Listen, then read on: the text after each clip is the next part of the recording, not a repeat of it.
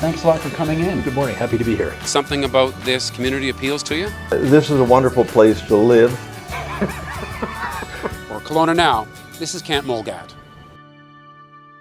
And we're joined by Mandy Glinsbockel and Michelle Nowakowski from the Elizabeth Fry Society, here to talk about hashtag Speak Out. This is your fundraising campaign. Yes, right?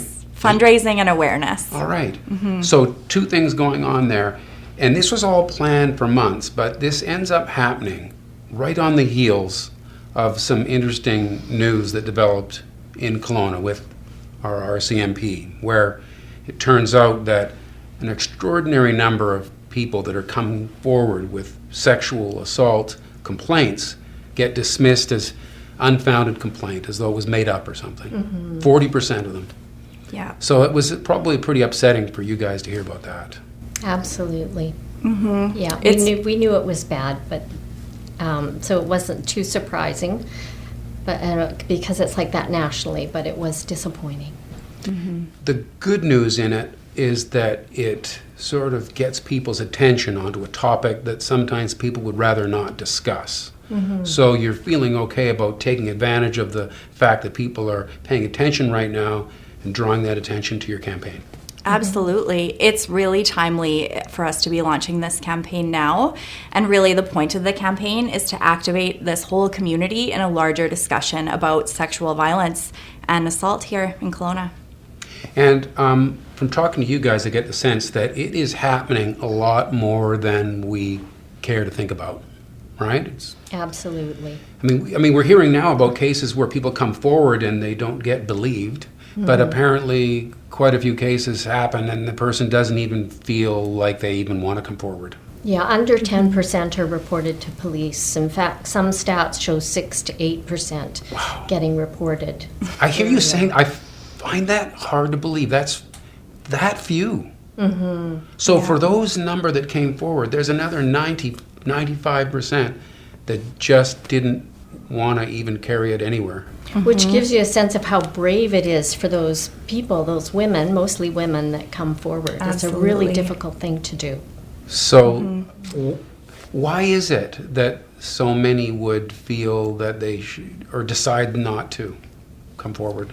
First of all, often people aren't sure whether it was legal or not, what happened to them, whether it was a sexual assault, and it may take a few days before they come out of shock and realize what has happened to them. Second of all, there's not a lot of acceptance in our society. There's a lot of victim blaming. There's not a lot of support. And so survivors often feel that they shouldn't have had so much to drink, or they shouldn't have gone with that guy. They should have known better that he wasn't a good guy, that it's their fault. So there's some self-inflicted victim blaming. Victim blaming, yeah. So thus the name Speak Out is to, you're trying to Yes. encourage people to make a different choice there. Yeah, well, so actually, I'll share that I have only been with the Elizabeth Fry Society for 1 month, and the work that they are doing is astounding. And part of the reason to launch this campaign, I realized how little I knew about the extent of sexual violence in our community, and a lot of people I've spoken to since don't realize how large of an issue it is, don't realize that last year alone, we helped through Elizabeth Fry 2,892 clients, and that's a small percentage of the inquiries we get. So we really have launched this campaign as an awareness piece so that everyone can engage in support for survivors, and a fundraising piece because there's also a misperception that all of our trauma counseling services are publicly funded, and they're not. Right. And because of that lack of funding, there's a backlog. There's people that are recovering from issues that aren't able to get help in a timely way. That's right. How bad is it? It's a minimum 6-month wait list. 6 to 18 months at some time, at different times of the year. Right now it's at 6 months. So you got someone who has suffered a sexual assault that comes to you and says, I know you've got counseling, when can it start? And you're bumping them 6 months down the road. That's right. We'll try and find something else for them. We will provide some interim support, but they'll be waiting for either group or individual counseling for at least 6 months. So which it's unacceptable It to does me. I seem- was astounded when I That- found this. That does seem a little bit haywire. And is there a sense that you have that this just isn't a cause that people get behind? Are we all trying to pretend it's not there, or?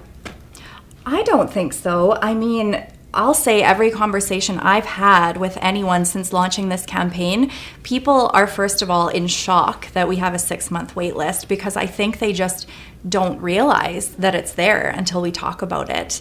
And so I think just speaking out more and having these conversations is a key piece in Right. that. I don't know if it's the full solution, but it's a start. Right. And so if people are hearing this and thinking, yeah, no, there's a cause I want to get behind, what do they do? Well, there's 3 calls to action in the campaign. It's to share, support, and champion. So people can go to speakoutokanagan.com. That's the page that we have set up that really outlines the problem, outlines the solutions, and has links to the services that we offer through Elizabeth Fry Society. And so people can share out the campaign link. They can share actually photos of themselves holding a sign that says #SpeakOut. This is just a show of support and advocacy for people who may not necessarily feel they have the means to donate, but they can get involved in other ways. So if you look on our social channels, you'll start to see a really beautiful grid of community members here in this city sharing those signs. Right. Briefly, what is the funding structure for Elizabeth Fry? You obviously depend on donations. Are there any other sources of income that you get? We have contracts with the government, with Ministry for Children and Families and for Ministry of Justice, and so those do our specialized victim service programs and our children's counseling. But the trauma counseling for anyone 19 and over is not funded anywhere. So I would say our government funding is about 60% of what we do. Right. And you look around and you can see more that needs to be done. Like you need to Absolutely. hire more Every people. day. Yeah. Every day. Yeah. Well, you guys, thanks very much for coming in and talking to us about it. I just want to close the loop a little bit because we mentioned what happened with these stats coming out about the RCMP locally throwing out too many of the complaints that come forward. There were some encouraging things that we've heard, that at least it's bringing about some attention on it, that the police are taking a look at those, and maybe we are rounding a corner.